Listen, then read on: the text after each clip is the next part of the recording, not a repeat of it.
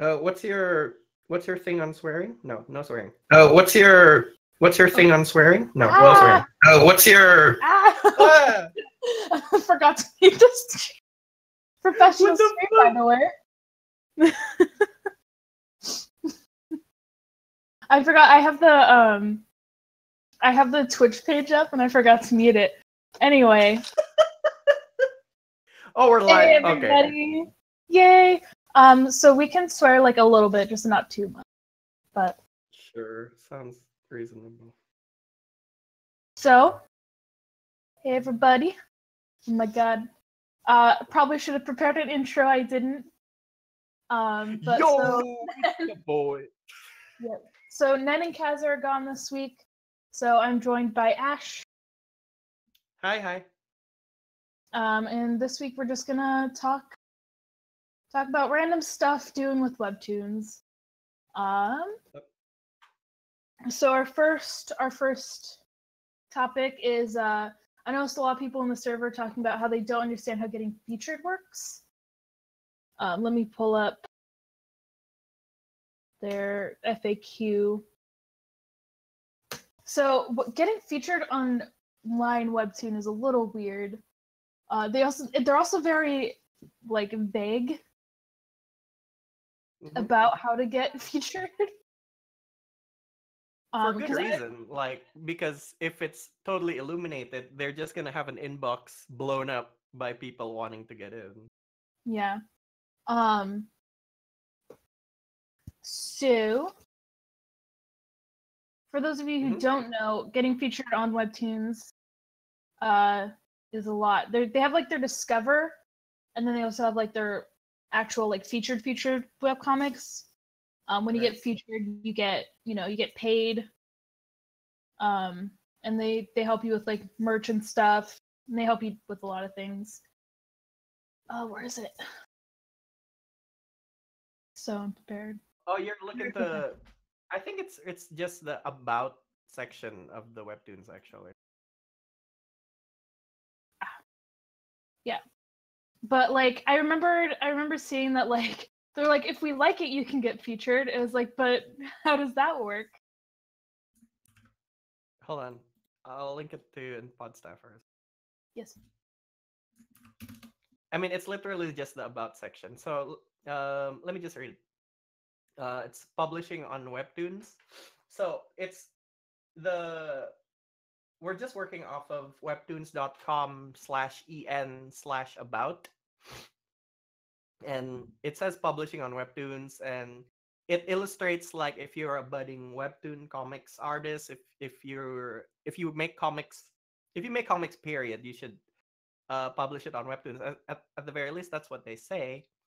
And then below that, it becomes we're featured creator. We're always on the lookout for new comics to be featured from Discover, and every month we offer creators of select titles guaranteed monthly compensation, stuff like that. So, sorry, hold on. Okay, so Yaz, like, what's your idea on how do you get featured? I don't like. I know you have to get a lot of readers and an average amount and stuff. Right. I really do like how they support. I remember one creator of a Webtoon series. What was it called? It was a fantasy series. I can't remember the name at the moment, but they were saying they got like the equivalent of featured on Tapas, and like it was kind of disappointing because they had to basically leave Webtoon and only post on Tapas. But on Webtoon, even if you do get featured and stuff, they still let you post your webcomic other places. As far as I'm aware. Yeah. I think it's a function of line Webtoons being like so gigantic in terms of like how they compare to other kinds of platforms like Tapas or Lexzin even.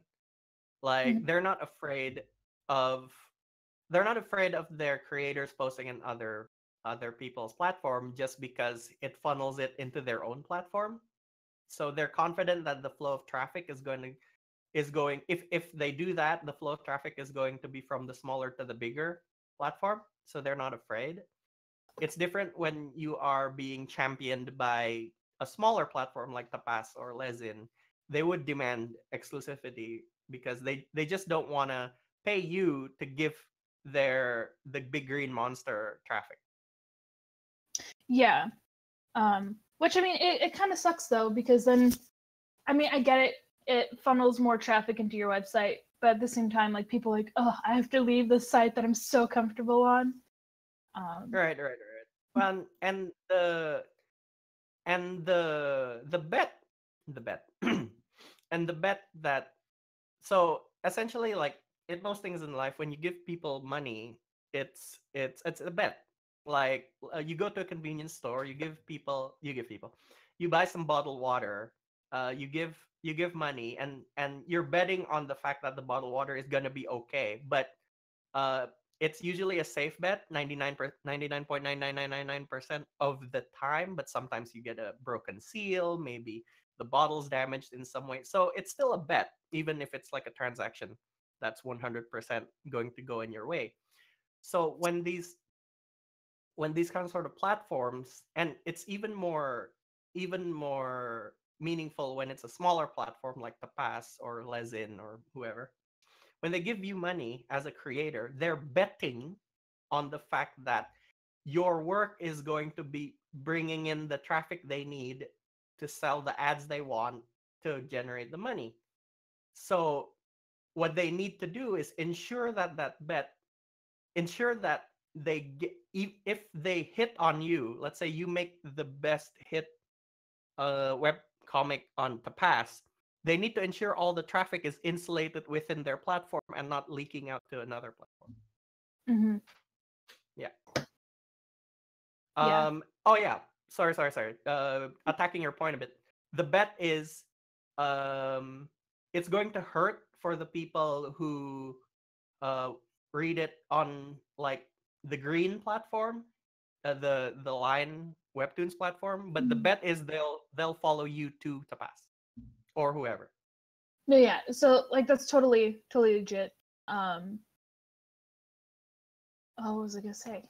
Well, oh yeah, I was A gonna say legit way of it's I also one thing I do like about the way that they feature their artists is that they have like it's sort of a tier system.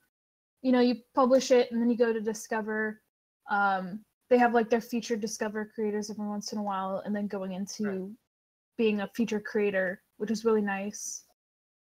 Um, and one thing I So noticed is like if you're like the creator of like Bastard and they also created Sweet Home, then like right. they'll also help you out with advertising for your new comics. It's not just a one-time deal. Right. So like the way I describe it to my friends is like Line Webtoons English has like a three division system. Like just relating it to like sports or whatever, there's three divisions. Or like Mhm. in American sports, let's say there's a major league, a minor league, the minor league that. And the three divisions is that at the lowest one you have pure Discover comics with no income. Like you haven't, like you make a Discover comic and you're in this third division, right? And then you move up to, at the very least, it used to be that there was this Patreon kind of sort of supported pledge type comics. If you hit certain milestones like 10,000 subscribers, 10,000 US views per update, and what's the other one? um Isn't it's like Subscribers, view, oh, number of like episodes, oh yeah. minimal minimal 2 episodes. So to be eligible, you have to be minimal 2 episodes a month, 10,000 subscribers, and 10,000 page views per update, Oh and yeah. And you'd then, be in money. Yeah, yeah, they have to like change minimal. it. Yeah, minimal. You'll get $100. So that's the second division, and the first division, the Premier Leagues, the major leagues, is the official ones, the official ones, the featured ones. Sorry, and by at that point you become a kind of sort of freelance employee of Line itself. You'll be getting a budget for your art. You'll be contracted. It's like an insane amount of money, especially like coming from a person who's living in Indonesia right now. But what most people, yeah, what most people want to by getting featured is, to be professional, to get that money. What was it? There was like, because when they changed programs, like a lot of people didn't get the money that they were supposed to get or something. And I remember there was like people who were getting like $1,000 and even more than that, because like 1,000 was like the low end. So they really No, do put a lot of money. 1,000 is the high end. A thousand. Sorry. Just I don't mean to Oh like no, correct you. this was like when they were switching from one system to another. It was like the money that Oh the yeah, people yeah, for yeah, like yeah, the yeah, 2 yeah, yeah. months. Yeah, and like So I was like, just to be whoa. clear about just to be clear about the timeline, there was two times the Patreon money structure changed, right? At the beginning, So. yeah. At the beginning, it was quote unquote easy to get the money. Like you only needed a couple of thousand subscribers or whatever. And then they changed the rules, so it's harder to get the money. And now they changed it to Google AdSense. um, um, sorry, just to attack the topic a little bit, how to understand to get featured. So there's two fundamental ways of getting featured. One, you have to have overwhelming popularity already, right? yeah. Like as in like you're bringing in your tens of thousands of Instagram followers or Twitter followers wherever you post your art uh like the comics that exist on the Line Webtoon platform. They notice that, and they're willing to give you money for that. You become official right then and there, right? Yeah, you become featured. Sorry. Mm-hmm. The other way is the harder way, is to impress Line editorial. Like you see, like there's a bunch of it's. I don't mean it in a disparaging way, but there's a bunch of comics on the Line Webtoons platform that's featured that isn't necessarily coming from the pure popularity angle, and that's a good thing, but right? Yeah, I get what you're talking about. Yeah, like, and you would know the difference because the pure popular ones usually have a rating of 9.678, something insane like that, right? And these kind of sort of editorial picks, I would say, would hover around 9, 9.1, 8.9, stuff like that. They're official. They have really good stories. It's just not that kind of sort of pure aesthetical rush that most people are looking for. Well, because you think the comics getting featured would be a lot of like the popular, you know, but one thing I noticed, let's see if I can pull it up on my phone. One of the creators we have on the server, on Discord server, it's finished now, but she made a romance comic for the longest time. And if you sort it by likes, hers is the top, right? But not once did it ever get featured and stuff. And there's a lot that, like, if you sort it by likes, then it's like, why aren't these guys on top? Well, there's also a function of, and it's the same with like by popularity, but it also just does have to do with whoever's running it gets to choose. Whoever's running it gets to choose, and there's also a factor where, hold on, I don't know this featured person. I'm just gonna speak to some situations that I know of, not necessarily this specific one. All right. Mm-hmm. But there is a factor where, yes, you are very popular. Yes, you have so many likes, but the other factor of getting featured is not you have to make the comics on their schedule. So like if you're featured, you have to make 4 episodes a month. You have to release, sorry. You have to be able to release 4 episodes a month, 40 panels each. That's not a laughing matter, by the way. I don't care if you're getting getting thousands of dollars to do it, but your wrists aren't Oh yeah. going to appreciate it. Yeah. Like, just for illustration, usually a page of traditional comic is 5 panels, right? And what they're expecting is 40 panels an episode. So you're Mhm. making 8 pure colored comics. 8 full color comics every week for indefinitely. Like, Yeah. we were discussing Unordinary before with Nen. Yeah, it hasn't. I think didn't the author have to take off a while because like she hurt her wrist or something? Something like that, yeah. So there's a Yeah. definite danger. Even when you become featured, that's not the end of the journey. You have to actually prepare for Yeah. a life of being in your room making that comic over.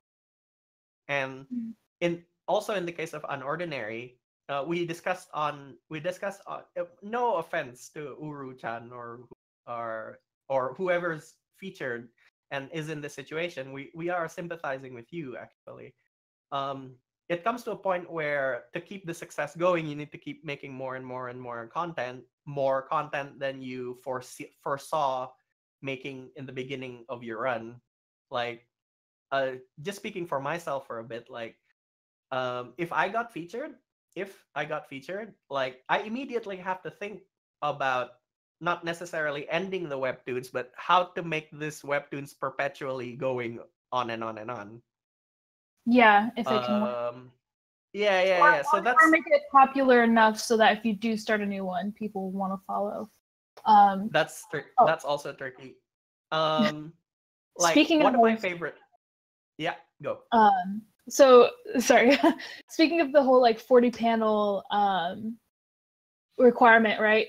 So it's a perfect segue into the contest, right? One thing that at first I was like, why the heck would they do this? But then now I realize later why. But like basically, at least for the romance, I think it was the romance category, you had to have like 8 episodes with 40 panels each. I was like, wow, that seems like a lot. And then for this huh? contest. Yeah, For for this contest, the Webtoons contest. it's 6 because I'm working. I know because I'm working on an entry.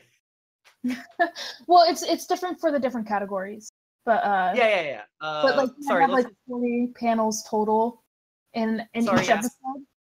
And I was For the like, benefit of the listeners, let's run down what's currently happening on Webtoons.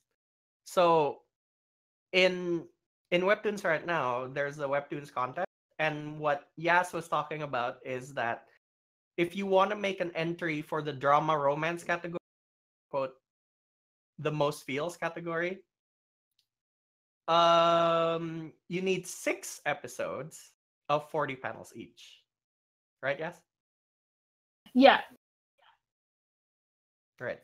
Let's see. I think it's different. They have like 4 categories. As we as we both look it up. 2018 Webtoon contest. So basically, they're looking for a new featured Webtoon in September. On September 11th is when entries close, and I think if they said by November they'll have like the top 4. Right.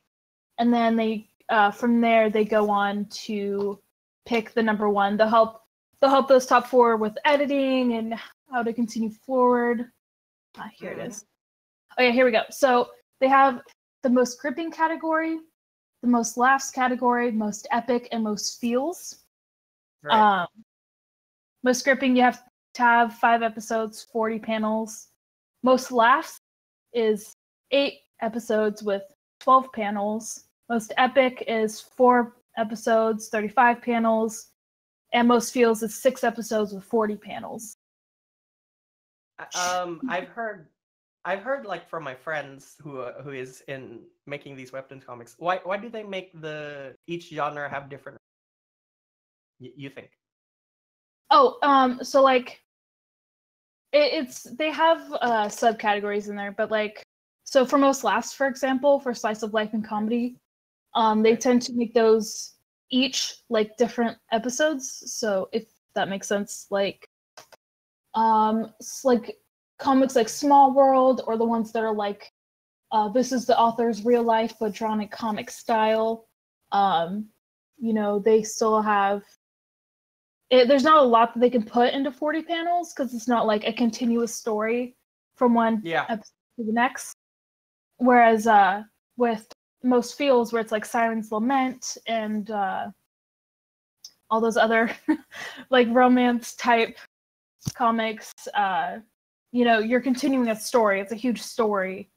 So obviously they're going to be like, we want to know that you can create content and like not just cut it off in the middle of like a scene or something, They tend to have longer, I guess. Right. It's and like speaking to your point that different genres demand different kind of sort of what I say to the my friends who ask that is different genres demand different formats, right? Mm-hmm. Like you said, like if you're making like your daily life kind of sort of comedy slice of life thing, it's not okay. It's untenable to make a 40 panel episode of that, right? Yeah. Hence why they need more episodes but less panels. Right. And on the other hand, you have drama romance where you can like essentially not you spend a lot of panels in silence. Like you see how the person acts, you see certain actions being drawn out over 4 panels just because it needs to, not because lack of writing or whatever. And drama and romance would demand a more panel count than 40 a more panel count than the slice of life thing, which panels. Yeah. It's kind of like Sweet Home, I guess. Right. Yeah. If you guys read that, it's a thriller comic. Like the author tends to do the dramatic zoom. So like they'll draw the zoomed out picture and then just zoom in on it for 3 panels. So that just kind of like, it gets your panel count up. But in comedy and slice of life, there's not really a need for dramatic zoom. Right. And like there's this kind of sort of school of thought in comedy. If you can tell your joke in the shortest amount of time possible, like as in comics, like the shortest panels of possible, it's the better, Mm-hmm. So it's actually drawing it out for 40 panels is not the way comedy is made. Yeah. It is the way drama is made though. And like just to speak of the other genres, other kinds they have, like most feels is for drama and romance, 6 episodes, 40 panels. And I think they're giving consideration for like most epic, the sci-fi and fantasy one. I think it's 4 episodes, 35 panels each, right? Yeah. And the reason for that is they understand that in epic fantasy or sci-fi, there's just gonna be more manpower drawn into every picture because you have to design the thing, you have to make things quote unquote epic, and it really takes a long time. That's another good point. Is like in like drama romance type comics, you tend to you're focused on the characters. You're not really focused on the background so much. So like there's not a lot of full body shots. A lot of it's character focused, all the scenes. Whereas in like fantasy sci-fi, there's a lot of not all of it, but there's a bigger focus on their surroundings because it's fantasy and sci-fi. We don't live in those kind of worlds. So like for example, like in Space Boy, there's a lot of huge shots of like spaceships and where the characters are. There tends to be a lot of like zoomed out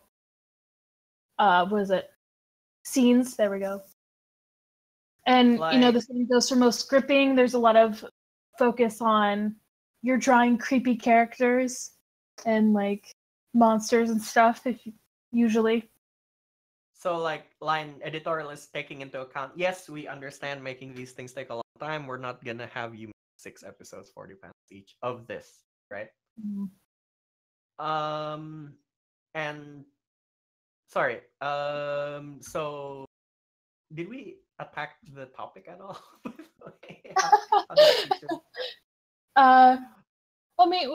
It was just a discussion on the Right, contest. right, right, I right. think it's Okay.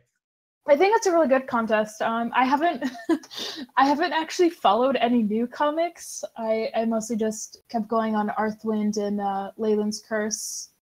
Leyland's Curse is very good. Leyland's Curse came out the same as when Cloverlines came out, which is my thing. And it's just really popular. Like the art is so atmospheric, right? I love Leyland's Curse. I like the art style. Same. And like it really works the way that the author is creating it, and I really like it. But Right. So I'm looking at the rundown that we have right now. Talk to about how to understand to get featured. Yeah, I just want to give the TLDR for that, if you don't mind. yeah, go ahead. Right. So TLDR, how to understand to get featured. One, either you have to bring overwhelming popularity, however you can, to the platform, and they'll consider you to get featured in a genre that they don't have already. So that speaks to your example of the friend you had with the immensely popular romance genre. Maybe they have too much romance at the moment on their featured docket, so that's not what they're looking there. What do you think? Sorry, one more time. Sorry. Your friend with the romance comic, immensely popular, so many likes, so many subscribers, not being considered for featured. Maybe that's because they have so much of that already. What do you think? Probably. On their featured docket. Yeah, If you go into romance, there's a lot of romance. yeah, for sure. It's actually I know I have like inside data from a local comics platform called Chiayo, which is Indonesia, and romance is overwhelmingly the most thing that gets read. So one, bring overwhelming popularity in the genre have already, ideally, or alternatively, you get noticed by line editorial. Let's say you're making a story, it's not the most popular thing ever, but you manage to impress whoever it is that's working in line editorial, and you can get featured that way. So something like that. I believe the same. It's pretty much the same for Tapas, on what I Right. understand.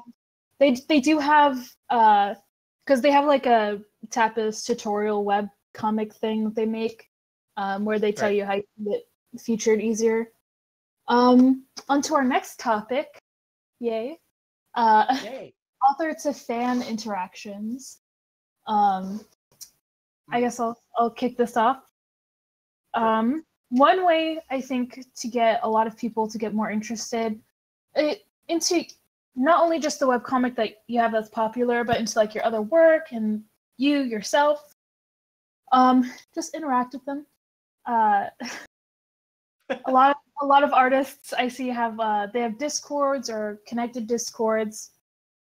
If you come into the Webcomics Hub Discord, we have a whole section of webcomic creators. We have a ton of them. Quite a few popular ones too. And of course, all of our guests who've been on the podcast have been in here. I'm not sure if all of them have left or not. I know quite a few of them have stayed. But it's okay. I mean, like sometimes Discord servers do get overwhelmed. They kind of sort of it's okay. Normal. Yeah, it's really good to just make yourself human to your fan base. I find big webtoons made by like professional comic artists like Tower of God and Lookism, it kind of feels like so far away sometimes, because first of all, they're Korean artists, so like a lot of the English speaking fans who've never heard of them before, like who. But just make yourself approachable, I guess. If people follow you, and like I love the comics that have fan art corners at the end, or like Right. they'll make episodes that have just fan art in them. Like, it's great because then it shows that they appreciate that I'm there, not just all these subs, yay. They're like all these subs, but they're actual fans. Yeah, that's true. Like, sorry, just speaking as a small author, I want to say, on line webtoons. By the way, like when I release Clover Lines, the thing I like to do is that okay, so episode release, and you stay around like 15 to 30 minutes just catching all the initial comments, right? People Hmm. who say first, people who say finally, it's out again. So because Cloverlines used to be like weekly and now it's bi-weekly, and so people kind of sort of miss it. We or whatever. And it's very important to at least catch the first hour of comments. Like Cloverlines has a decent amount of subscribers, like 13,000. I mean, like it's something, but it's not necessarily something huge like the webtoons that we just discussed, I suppose. But it's Yeah. very important. Yeah, yeah, yeah. But it's very important to like engage with your already most engaged audience, right? Yeah. Yeah. Sorry, it's okay. No, I was just checking if it's still there. to compare it, it's kind Uh, of like YouTube, where you right. know it doesn't matter how many YouTube videos you make and how like often what it matters if you make good content. Like people watch good content, but like if you never ever interact with the fans, people just kind of get bored. Right. And so that works on a smaller scale, on my scale. Let's say you have, I want to say like up until you have like 40,000 subscribers, 50,000 subscribers.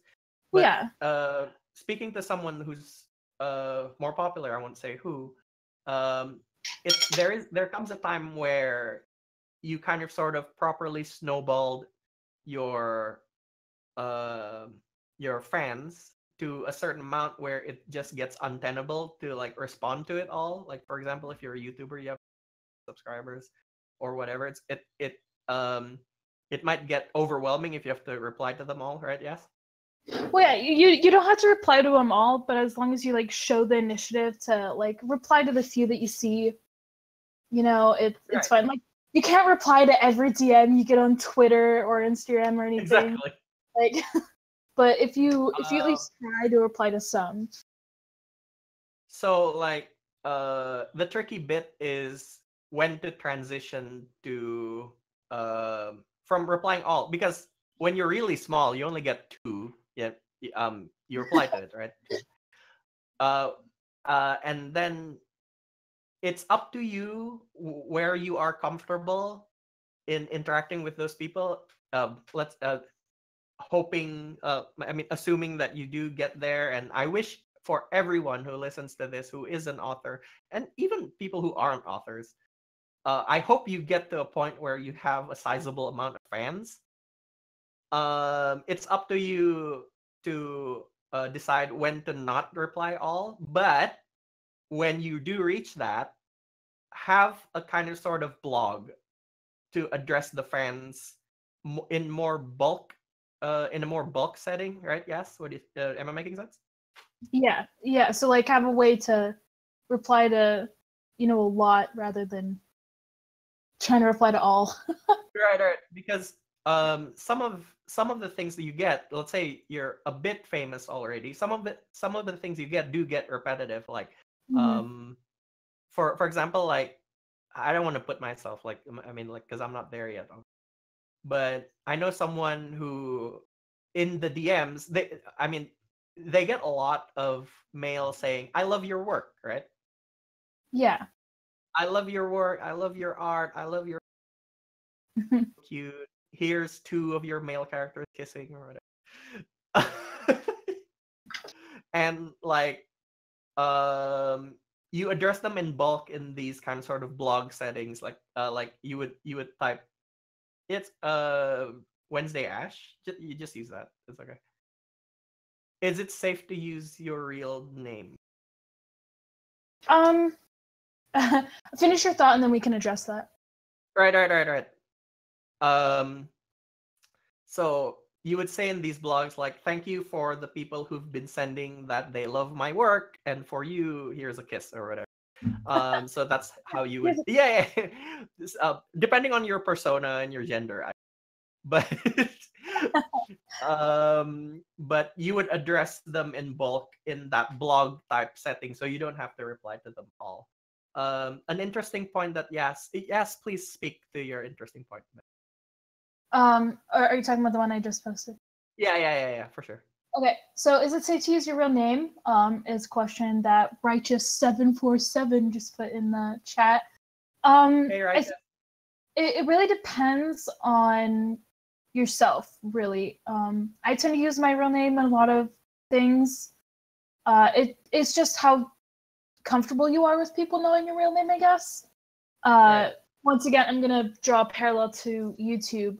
A lot of people who have, their YouTube names as their main title, right? They sometimes after a while they start just using their real names.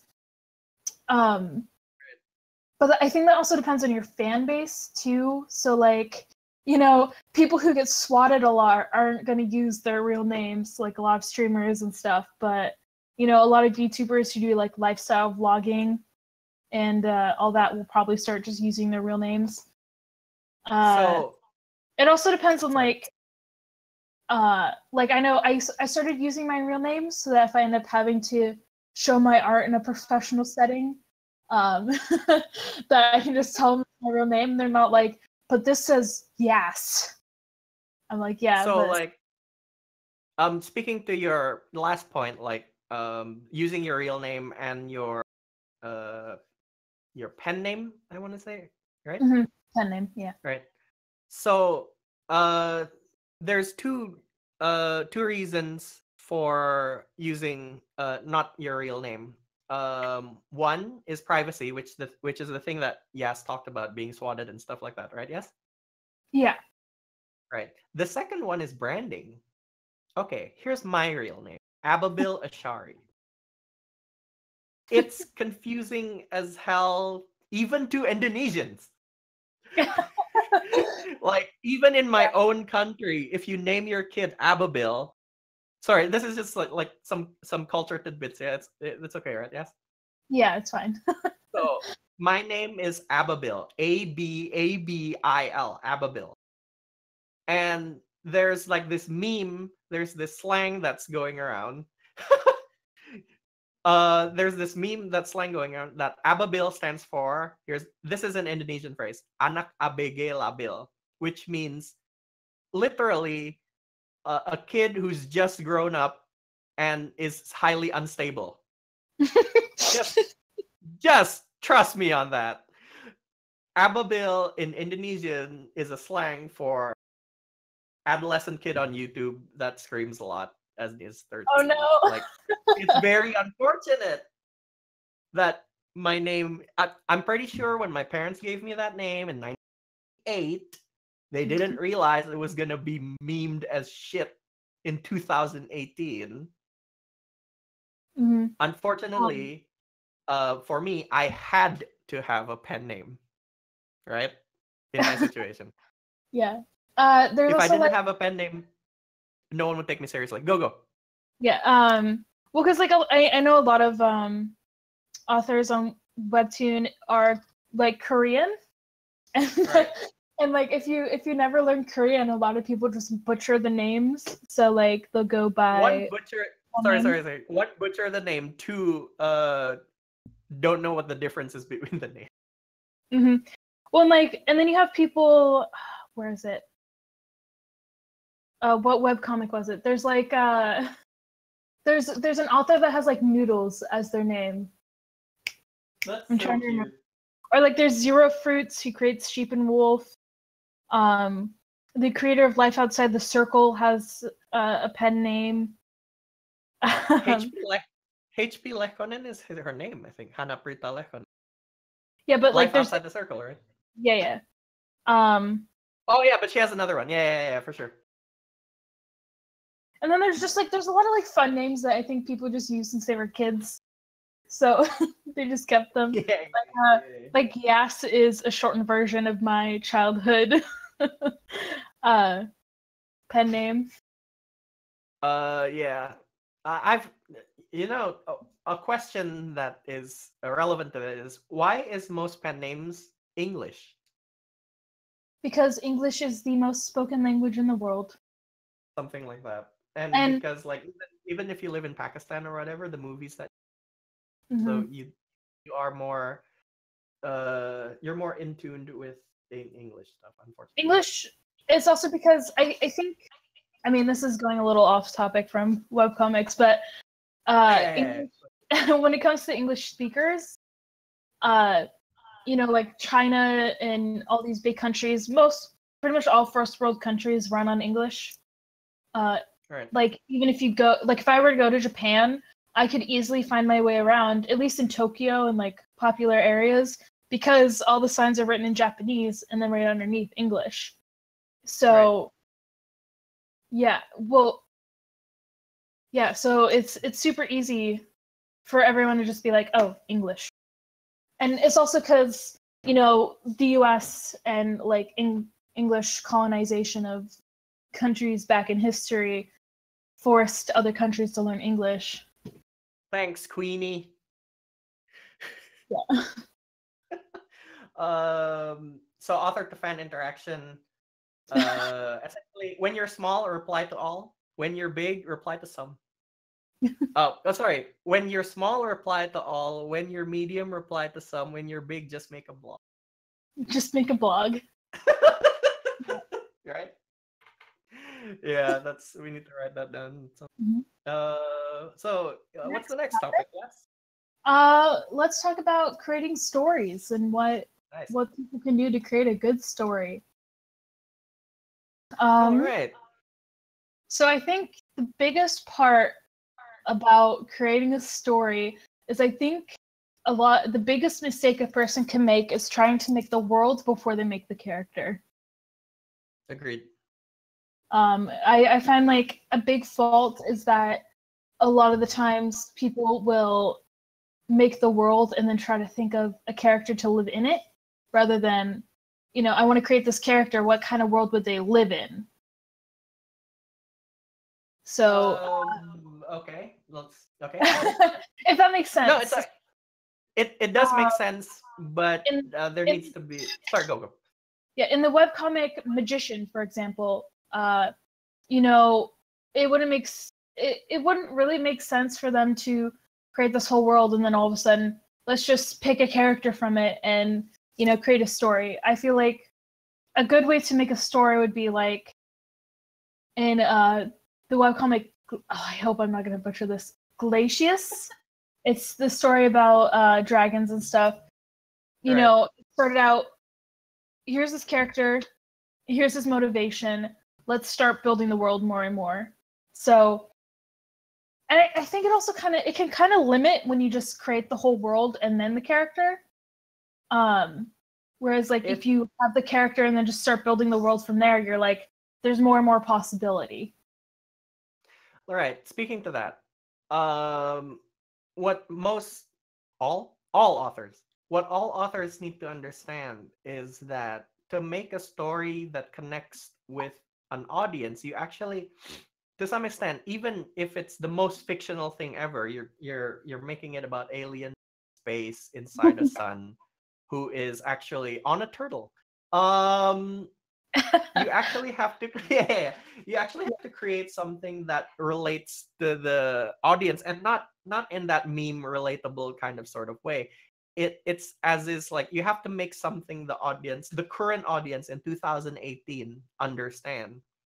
And why I say that specifically is because um most people are writing from a perspective that there are fans of things and they want to emulate that. For example, I know a lot of fantasy writers who started like, I love Lord of the Rings or I love Harry Yeah. Potter and I want to make something similar to that.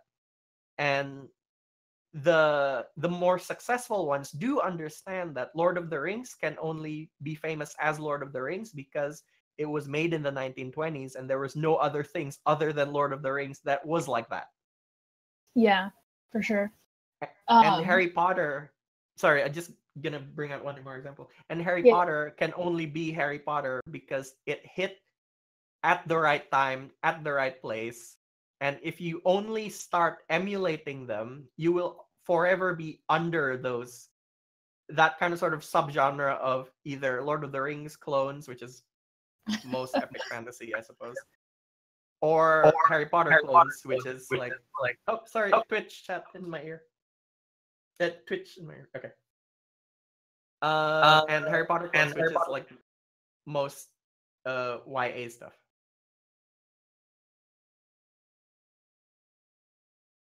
No, I can see that. There's also like because someone pointed out they're like they created the world and then started creating the character and then the world had to change. So like in Glacius, you know, if they had made the whole world and kept it that way with no like vagueness around the like country that the person is in, then that would pretty much limit what they can do. I feel like, right. Oh, what's a story I know? Like let's say Avatar: The Last Airbender or Korra. Right. Anyone's watched those? You know, there's only so many places and so far that the characters can go. Especially because in those worlds you have the Fire Nation, the 2 water tribes, and then Ba Sing Se. And of course in Korra you have the Republic City. And those are like the big places. And the only exploring room they left for themselves was the Earth Kingdom. You know. And so like that kind of limited what the authors had to play with, basically, because in the Earth Kingdom, the swamps basically covered the rest of their free space. And like it's like a balance of, especially when you're telling a kind of sort of epic fantasy. I do kind of Avatar, and it's kind of a balance between having interesting details and too much details. You know, because if it's too much details, you get bogged down in the world building of it all, and it's no longer epic. It's now low fantasy. Yeah. Yeah, I feel it. So that sorry, you were talking about the authors of Glacius saying that there needed to be a certain vagueness of things, and the certain vagueness does translate to epic, actually. So for things to be epic, you need to be in awe of something, and part of it is it being a mystery. Yeah, and sort of like also branching out of again, like Fairy Tale, the manga and the show. I guess it's a bit spoilery because I'm not sure if the show got there, but it's in the manga at least. You know, the characters finally venture outside of their country, and you're like, whoa, there's another continent? I thought this was the whole world. And then you learn, no, there's more. Yeah, for sure. On the side of someone who did a bad job, the manga Magi. If anyone has seen that or read it, they kind of whoever created it. So they basically have like the Roman Empire, the Middle East, and then like Asian Empire. It's just all kind of like combined. They kind of limited how much free space have to Roman again. You know, they have the three sections, the one ocean island country, and then the rest of the world is the wildland, but like no one can go there.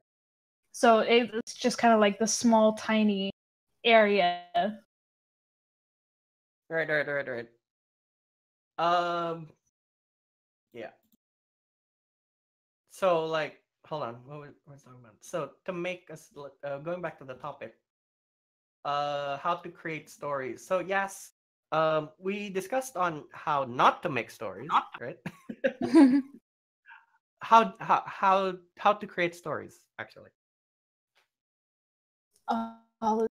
So world building isn't the only thing. Characters, interesting characters.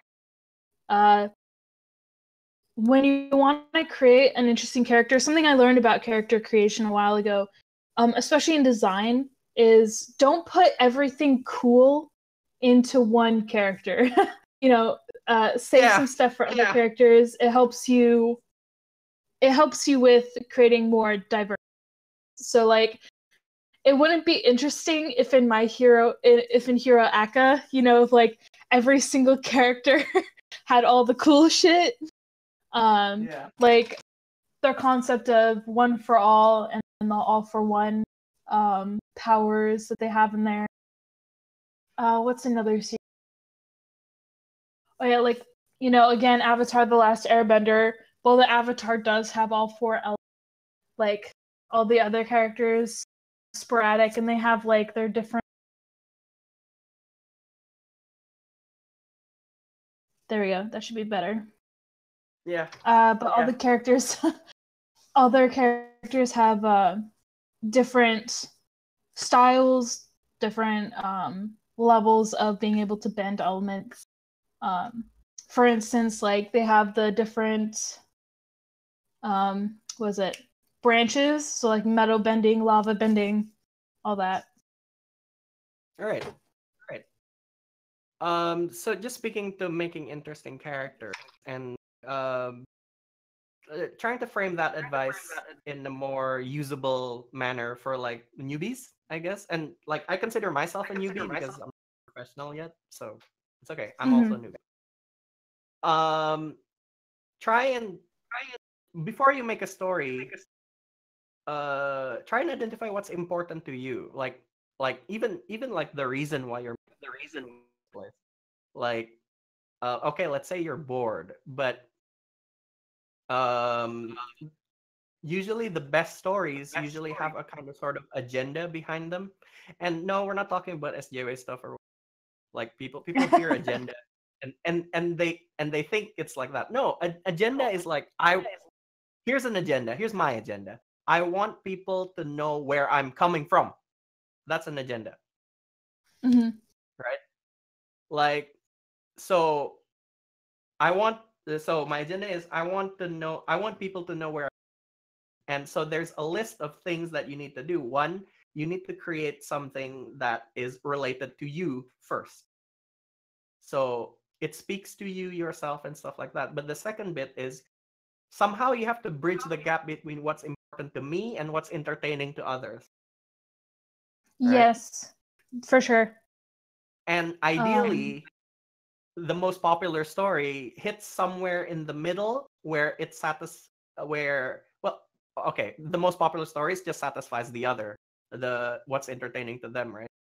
And you hear about stories. You hear about authors hating their original story because it's been taken so far by the fandom. It's no longer representative of them at the time. But ideally, what's out there is a representative of where you're coming from and what's entertaining to people, and what connects with people. And when you approach it that way, you'll be in a better state of mind when you're creating the story for the first time, I think. What do you think? Yeah. Well, let's see. For example, Unordinary, because that's one of the most popular right now in Webtoon. Sure. You have to. Not all stories want to have like an overarching moral message. Yeah, for sure. Yeah. But like in Unordinary, it seems like the author wants to get across this idea of people with power or born with power tend to not realize how much they hold, or they will abuse it if they do realize. So like, and then the characters, of course, have to deal with how do we fix it, or do we want to fix it? Other messages, like, that's another thing. Do you want to convey an overarching message, or do you just want to create an entertaining story? That's another thing. Not every story has to have a moral message. Right. But sometimes, however, like sometimes I know some authors who say that I'm not looking to make an overarching message or something like that. But if they're good, if they're naturally talented on what they do, right? Even if they don't set out to have a message, the reading of the work will kind of sort of imply a message, you know? Mm-hmm. Right. And Uh, that's the other thing authors need to realize, that when you kind of sort of offer your story to the world, you have to be aware of how it's going to be read. Not have to be, but you have to accept that it might be read a different way than you wrote it. intended. Yeah. Intended. Yeah, Um. intended. Yeah, for sure. Oh, what's the story? I mean, there's quite a few books that are like that, where like, or like a few comics or authors are like, I didn't mean it for this to be that way, but it's okay. Something like that.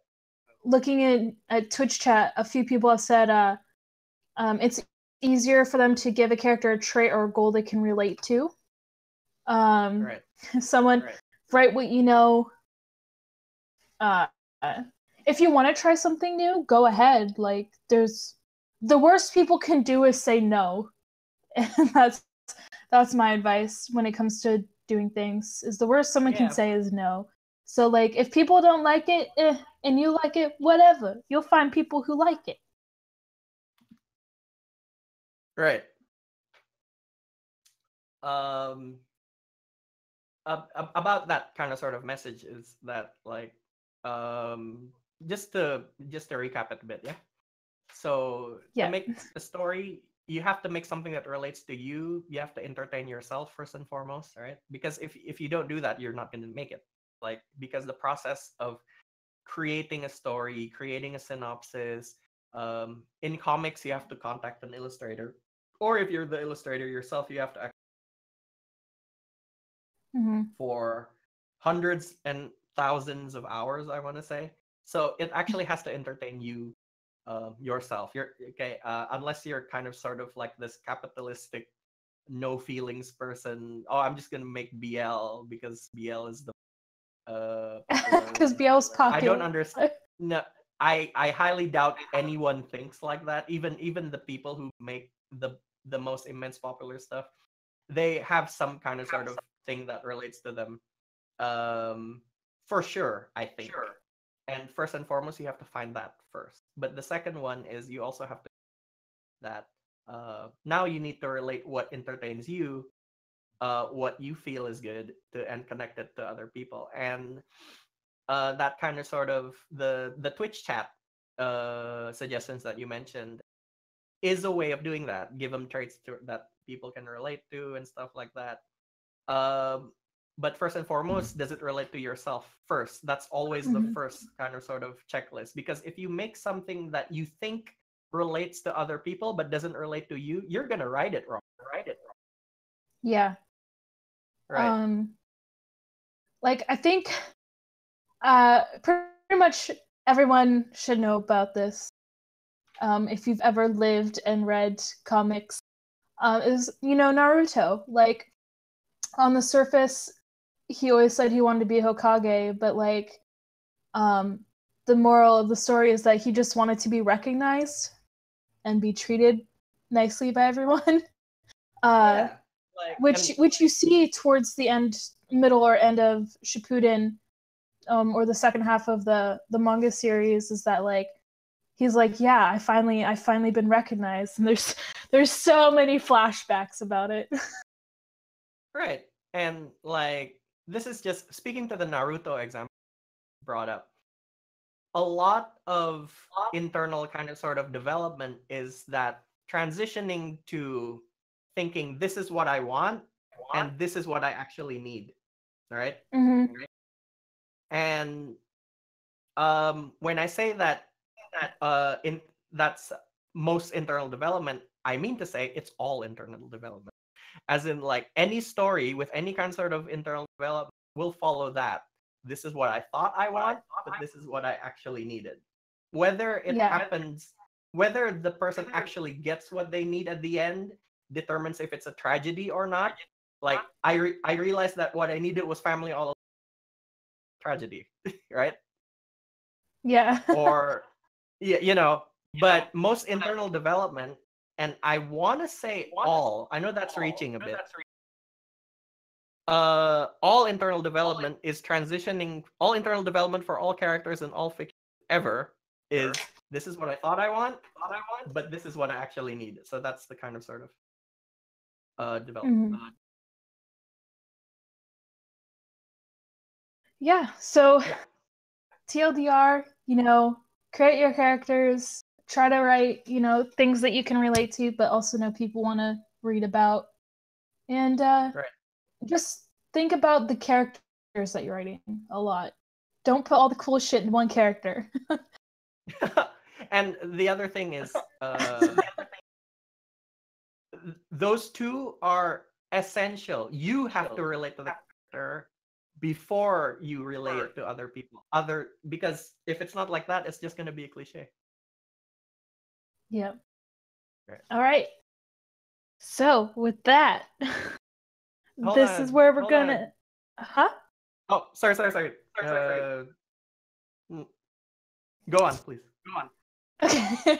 This is where we're gonna end today's podcast, guys. It was a little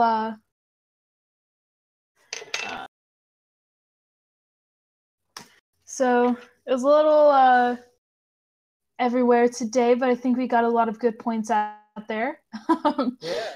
Thanks for coming, everybody. It was really nice to read all your comments while we're talking. Our next podcast, let's see, what day is it? Let me get my calendar up. Should be on August 4th. Wow, getting ahead of myself there. On that day, we should have the author of Leyland's Curse joining us as our featured author, which I'm super hyped about. So yeah, join our Discord, follow us on Twitter. We have a Patreon if you guys want to help support the show. And yeah, August 4th, yes. That is a Saturday. It should be at 4:30 PST, as usual. Yay. Thanks, Ash, for joining me today. Yay. Thank you for tolerating talking all the time. Yes. All right. Thank you, guys. See y'all later. Bye-bye.